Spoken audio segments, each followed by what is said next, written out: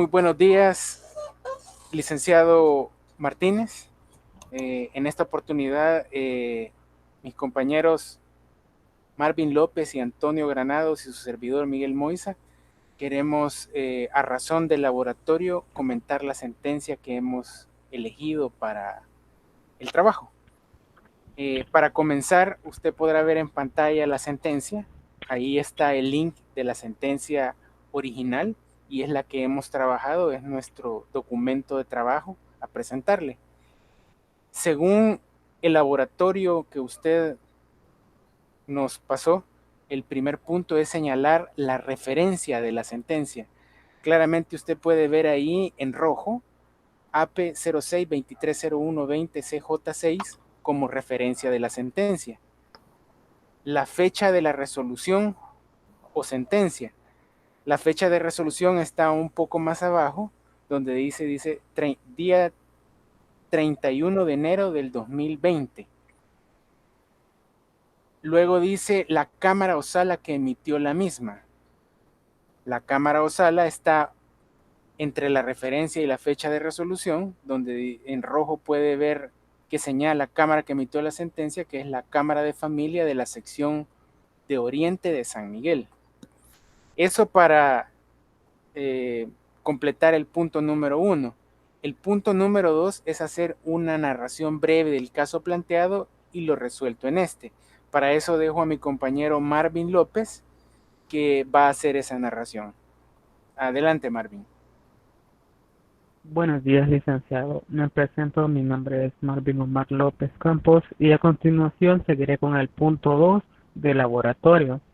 El caso presente es sobre un recurso de apelación, recurso que se interpone ante una sentencia que se dictó en el juzgado especializado de instrucción para una vida libre de violencia y discriminación para las mujeres en la ciudad de San Miguel, por un proceso de divorcio por ser intolerante a la vida en común entre los cónyuges, en el cual se le impusieron las siguientes medidas al recurrente.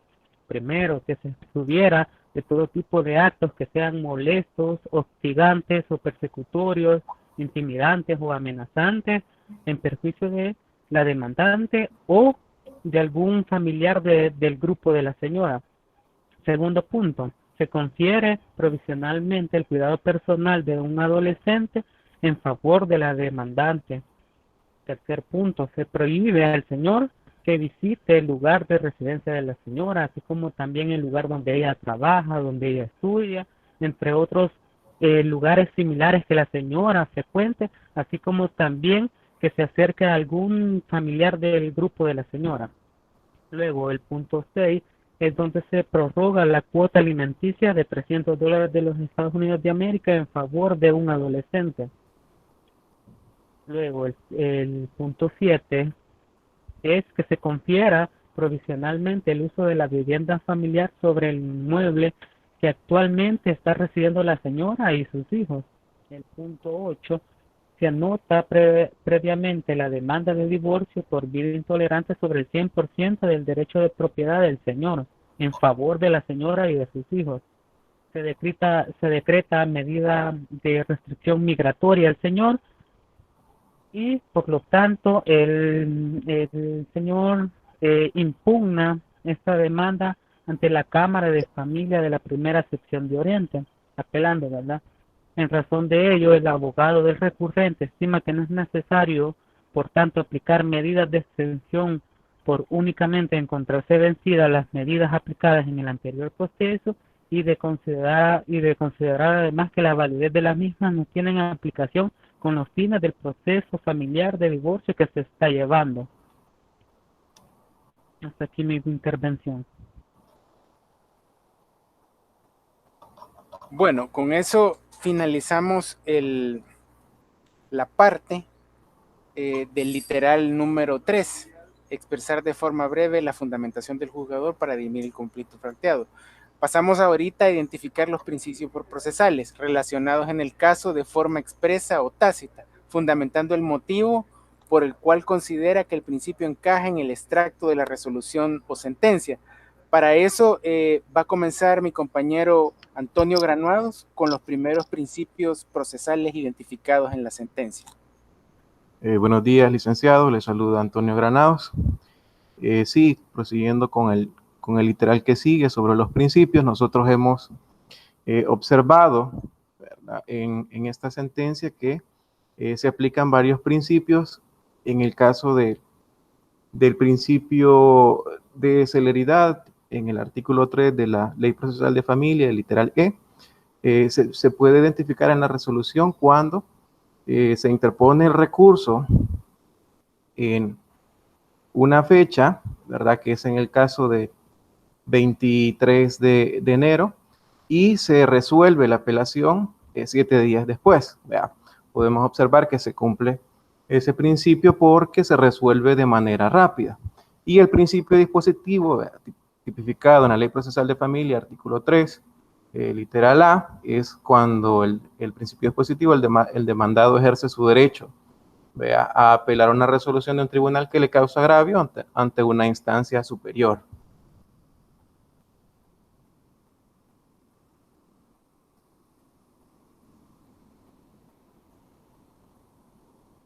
Bien, seguimos con el principio de igualdad y defensa. En todo caso, es obligación del juzgador, o en este caso de los magistrados que recibieron en su tribunal el recurso de apelación, escuchar a las partes. Y este principio se cumple, ¿verdad?, en el caso de admitiendo el recurso del apelante, y en la sentencia también se manda a escuchar a la parte apelada, y también en el caso de la Procuraduría General, que no contesta, pero sí se cumple el principio de igualdad porque se les da un espacio a cada parte para que puedan alegar, ¿verdad?, y demostrar con pruebas o con sus alegatos lo que ellos están pidiendo. En el caso del apelante, ¿verdad?, que se revoquen todas las medidas impuestas por la jueza Cuo, y en el caso del apelado, vea que se mantengan. El compañero Miguel va a seguir con los siguientes principios.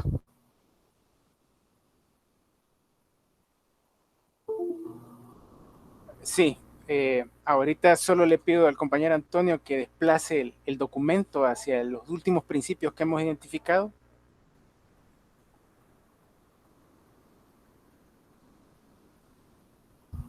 Ahí, en esta parte de la sentencia, se identifica, según la Ley Procesal de Familia, en el artículo 3, literal H, el principio de lealtad, probidad y buena fe.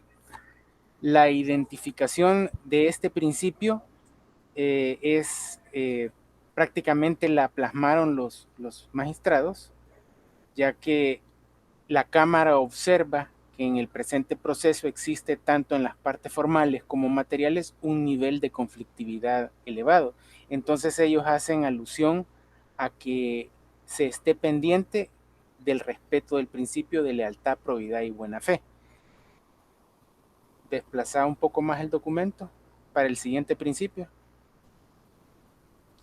El siguiente principio identificado en la Ley Procesal de Familia es el literal G. Es el principio de congruencia. El juez resuelve sobre la base de la petición de quien promueve el proceso, en este caso, el apelante. Al reflejar la admisión del recurso de apelación interpuesto y posteriormente, en los literales B y C, revocar las medidas de protección dictadas por la CUO, contenidas en los literales, confirmar las medidas de protección dictadas por el ACUO. Unas se revocan y otras se confirman. Ahí podemos ver la expresión del principio de congruencia. Y por último, desplazar una última vez el documento, por favor.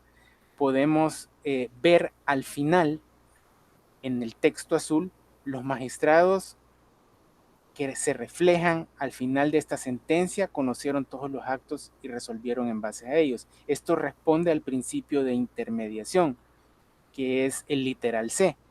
Y se refleja donde dice proveído por los señores magistrados que lo suscriben licenciado Carlos Calixto Zelaya Díaz y Manuel de Jesús Méndez Rivas.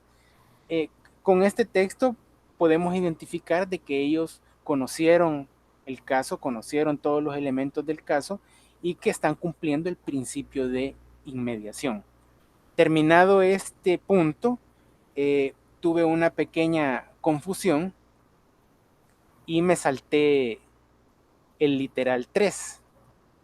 Ahorita explicamos el literal 4, entonces vamos a proceder a explicar el literal 3, que es expresar de forma breve la fundamentación del juzgador para dirimir el conflicto planteado.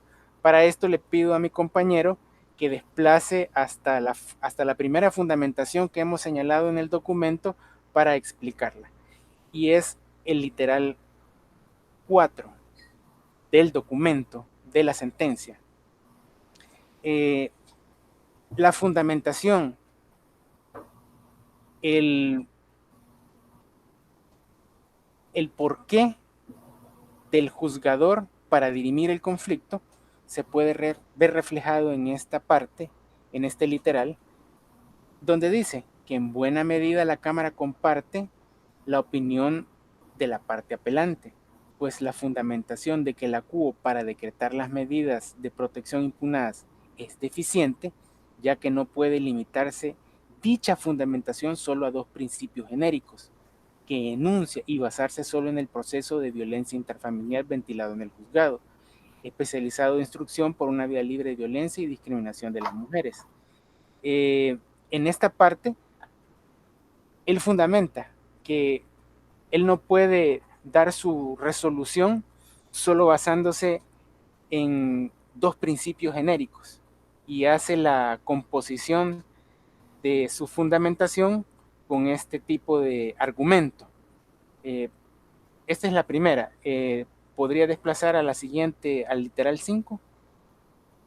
El literal 5, que lo leo textual, dice que sin embargo la Cámara no estima procedente revocar las medidas por el solo hecho de existir la diferencia señalada, pues hacerlo conlleva apartarse de la razón de ser de las medidas de protección personal y de las medidas cautelares.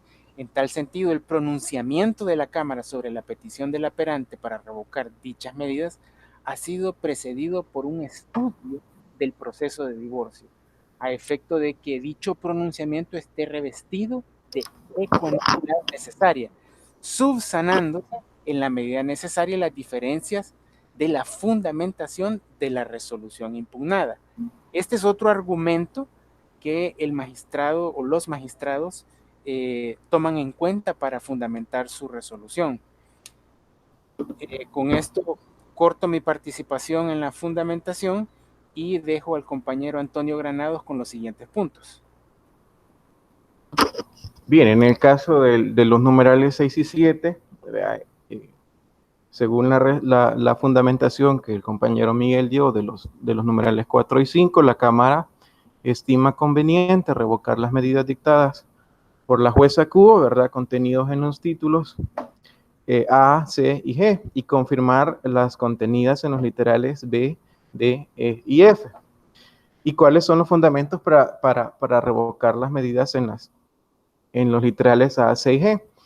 Que en tal caso dice que la parte solicitante no presentó indicios probatorios, ¿verdad?, de que después de la imposición de dicha medida en el proceso de violencia intrafamiliar, ¿verdad?, hayan existido actos molestos, hostigantes, persecutorios, intimidatorios, amenazantes, que hayan generado perjuicios físicos o psíquicos a la demandante. ¿Qué quiere decir esto? Que en su escrito de apelación la parte no anexó ninguna prueba o algún testimonio que haya indicado, vea, que la persona que apeló haya violado estas medidas, por lo que la Cámara no considera procedente extenderlas de nuevo. En el caso del literal C, sí estima conveniente revocar la medida, pues, pues la Cámara expresa que tampoco se han producido hechos violatorios, vea, a tal medida que justifiquen que deba volver a extenderse. Y en cuanto a la medida del literal G, que es el caso de la prohibición de salir del país, en el caso de la restricción migratoria, vea, la jueza Kuo no podía